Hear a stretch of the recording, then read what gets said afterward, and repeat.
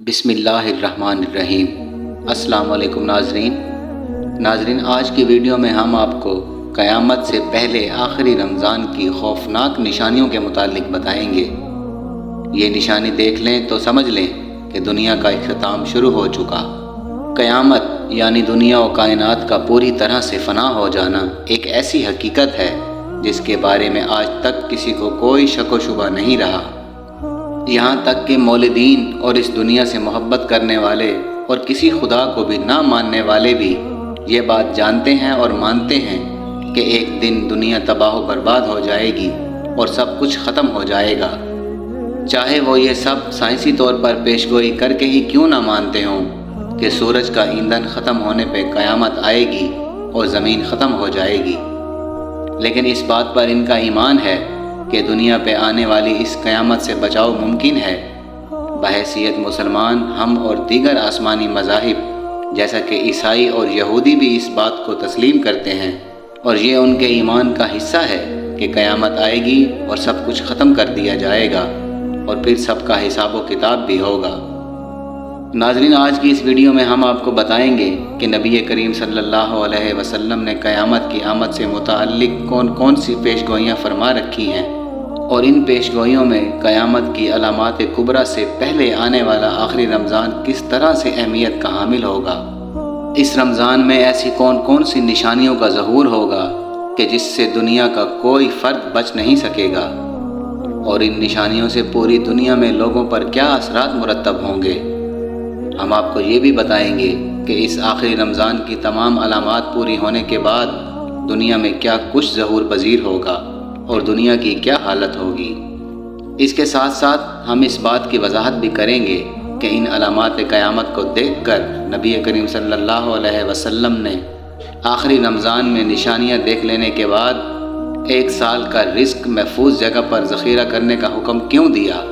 ناظرین، اگر ہم احادیث نبوی صلی اللہ علیہ وسلم کا مطالعہ کریں اور قیامت کی نشانیوں سے متعلق احادیث کو خوب اچھی طرح سے جانچیں تو ہمیں اندازہ ہوگا کہ علامات قیامت 3 طرح کی ہیں۔ ایک وہ علامات ہیں جو قیامت کے آنے سے بہت عرصہ پہلے ظہور پذیر ہوں گی، اور کچھ وہ علامات ہیں جو قیامت کے آنے سے کچھ عرصہ پہلے ظہور ہوں گی، جنہیں علامات صغریٰ کہا جاتا ہے۔ اس کے بعد کچھ علامات ایسی ہیں جو بہت ہی بڑی علامات ہوں گی، جن سے قیامت کا وقت نہایت نزدیک آ جائے گا۔ انہیں علامات کبریٰ کہا جاتا ہے۔ ناظرین، ہمارے اس ویڈیو کا موضوع علامات صغریٰ میں سے وہ آخری علامت ہے جس کے بعد علامات کبریٰ کا آغاز ہوگا۔ علامات صغریٰ میں سے آخری علامت یعنی آخری رمضان اس قدر خوفناک ہوگا کہ پوری دنیا دہل کر رہ جائے گی۔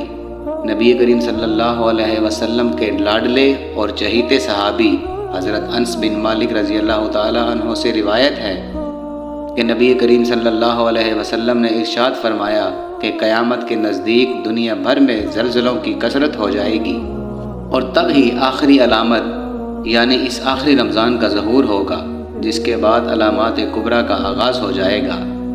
اس سلسلے میں حضرت نعیم بن حماد رضی اللہ تعالیٰ عنہ سے روایت ہے کہ نبی کریم صلی اللہ علیہ وسلم نے ارشاد فرمایا کہ امام مہدی علیہ السلام کے ظہور سے 1 سال پہلے کا رمضان اپنے آپ میں بہت بڑی نشانیاں لیے ہوئے ہوگا۔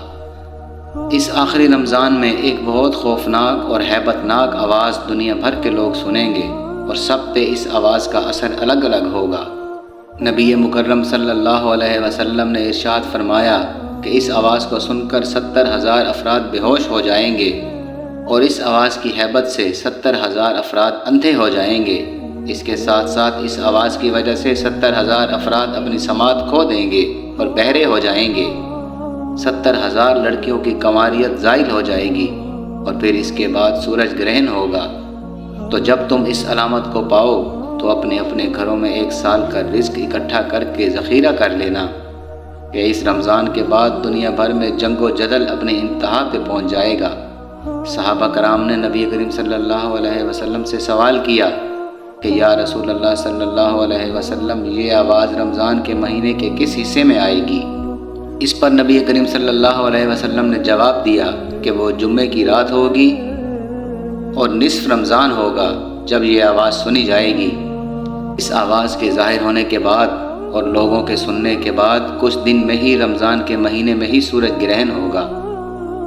اس سورج گرہن کے بعد آسمان ستون کی طرح ایک نہایت روشن چیز ظاہر کرے گا جسے پوری دنیا کے لوگ دیکھ لیں گے، لیکن نہ تو اس روشنی کے ماخذ کا پتہ لگایا جا سکے گا اور نہ ہی اس ہیبت ناک آواز کے بارے میں انسان جان سکیں گے کہ وہ آواز کہاں سے آئی ہے۔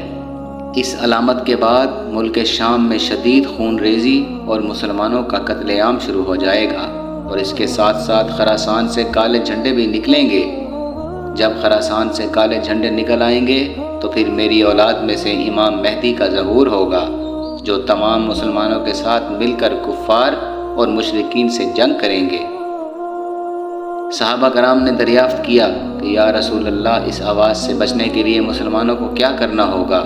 نبی کریم صلی اللہ علیہ وسلم نے ارشاد فرمایا کہ جو اس رات اللہ کے حضور سجدہ ریز ہوگا اور اللہ سے اپنے گناہوں کی معافی مانگے گا اور بلند آواز سے اللہ رب العزت کا ذکر کرے گا، وہی شخص اس آواز کی ہیبت سے محفوظ رہے گا اور اسے کوئی نقصان نہیں ہوگا۔ ناظرین، ایک دوسری حدیث میں حضرت عبداللہ بن مسعود رضی اللہ تعالی عنہ سے روایت کیا گیا ہے کہ اس آخری رمضان میں سنے جانے والی اس ہیبت ناک اور خوفناک آواز سے وہی لوگ محفوظ رہیں گے جو بآواز بلند یہ ذکر کریں گے کہ پاک ہے وہ ذات جس نے پوری دنیا کو پیدا کیا اور اس میں کسی بھی قسم کا کوئی نقص نہیں ہے۔ یعنی یہاں پر سبحان اللہ کے بآواز بلند ذکر کرنے کی بات ہو رہی ہے۔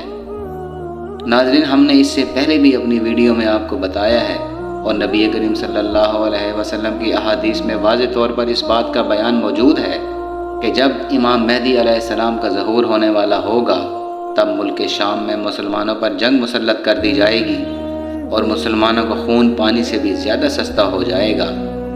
اسی وقت خراسان کے علاقے سے کالے جھنڈے نکلیں گے جو دمشق پہنچنے پر امام مہدی علیہ السلام کے لشکر میں شامل ہو جائیں گے۔ پھر ہر مومن اور مسلمان جس کے دل میں ایمان پوری طرح سے موجود ہوگا وہ حضرت امام مہدی علیہ السلام کے ان جھنڈوں کے نیچے کفار اور مشرکین سے جنگ کرے گا۔ ایک حدیث نبی صلی اللہ علیہ وسلم میں ارشاد فرمایا گیا کہ اس جنگ کے بعد اسلام پوری دنیا پر غالب آ جائے گا اور دنیا کا کوئی بھی کچا یا پکا گھر ایسا نہیں ہوگا جہاں پر اسلام داخل نہ ہو جائے، اور پوری دنیا میں صرف مسلمان ہی باقی رہیں گے۔ حدیث نبوی صلی اللہ علیہ وسلم سے یہ بات واضح ہے کہ مسلمانوں کی عظمت کا یہ دور جو امام مہدی علیہ السلام اور حضرت عیسیٰ علیہ السلام کی سربراہی میں شروع ہوگا یہ کئی سال تک جاری رہے گا۔ اس کے بعد امام مہدی علیہ السلام اور حضرت موسیٰ علیہ السلام طبعی موت پا کر اللہ تعالیٰ کے حضور پیش ہو جائیں گے، اور ان کے جانے کے بعد ایک بار پھر سے مسلمانوں کے درمیان اختلافات اور بدعات نکلنا شروع ہو جائیں گی۔ آہستہ آہستہ مسلمان ایک بار پھر راہ ہدایت سے بھٹکتے چلے جائیں گے۔ اس کے بعد اللہ تعالیٰ ایک دھواں اور ہوا دنیا میں بھیجے گا جو پوری دنیا میں موجود مسلمانوں اور مومنین کو بیمار کر کے انہیں اللہ کے حضور بھیج دے گی۔ اس کے بعد پوری دنیا میں اللہ کا نام لیوا کوئی ایک شخص بھی باقی نہیں رہے گا۔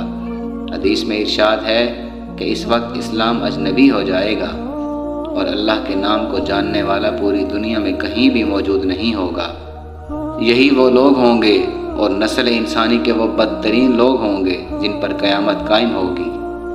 نبی کریم صلی اللہ علیہ وسلم کی روشن احادیث میں یہ بات واضح طور پر بیان کی گئی ہے کہ قیامت بھی محرم الحرام کے مہینے میں آئے گی اور وہ دن بھی جمعے کا دن ہوگا۔ قیامت کی ہیبت اور ہولناکی بہت شدید ہوگی اور اس سے فرار حاصل کرنا ناممکن ہوگا۔ ہم انسان جتنی بھی مرضی جدید ٹیکنالوجی کے حامل کیوں نہ ہو جائیں، قیامت کی اس ہیبت اور ہولناکی سے فرار حاصل کرنا کسی بھی شخص کے بس کی بات نہیں، اور پوری نسل انسانی سمیت یہ پوری دنیا کائنات اللہ رب العزت لپیٹ کر رکھ دے گا۔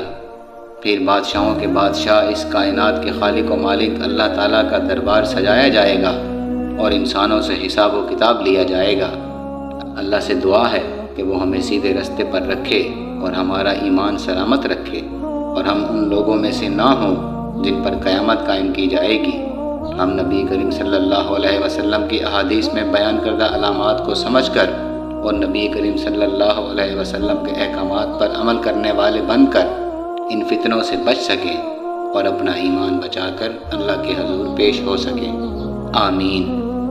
ناظرین، یہ تھی ہماری آج کی ویڈیو۔ امید کرتے ہیں کہ ہماری ویڈیو آپ کو پسند آئی ہوگی۔